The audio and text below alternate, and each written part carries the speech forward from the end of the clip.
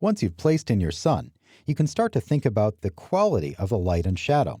What I'll look at first, once I've got the sun streaming into the space, is not how bright it is or what is the darkest level, but how do the shadows spread. And I'll get to this by selecting the camera going into the physical sky and then into the sun, or by picking the sun directly through my outliner. On the hotbox, I'll choose Window and Outliner. I'll pick my sun direction object, and I've constrained down here by choosing Show, Objects, and Lights. Now with that sun direction selected, I'll press Ctrl-A to go to the attributes.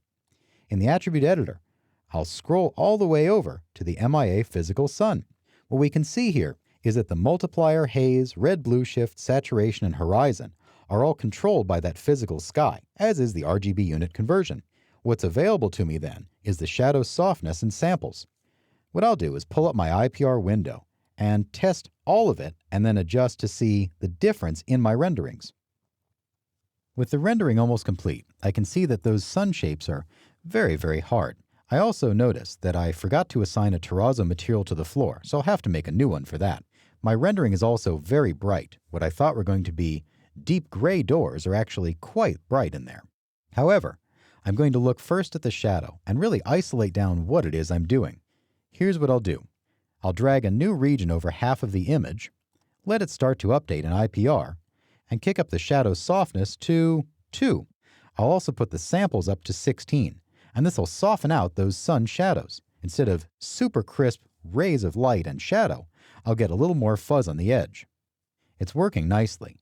What I get, and what I like in this, is that the horizontal window frames are really getting fuzzy. The verticals are still holding fairly true. And in the back wall, where I've got those shadows directly on that white surface, they're still nice and crisp. The skylight up above has a good fuzz to it, and I can really see a difference between the left and the right side of the image. I'll do one more thing to soften the sun. Up on the attribute editor, I'll scroll over and go into my physical sky.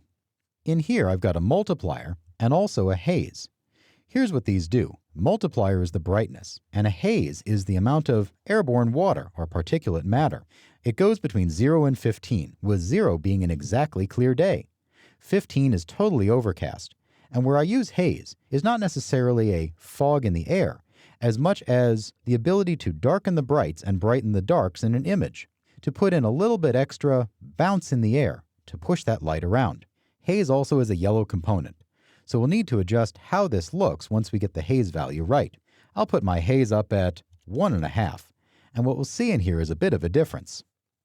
There's just a little bit of extra lift in the back wall, a little extra light bouncing around.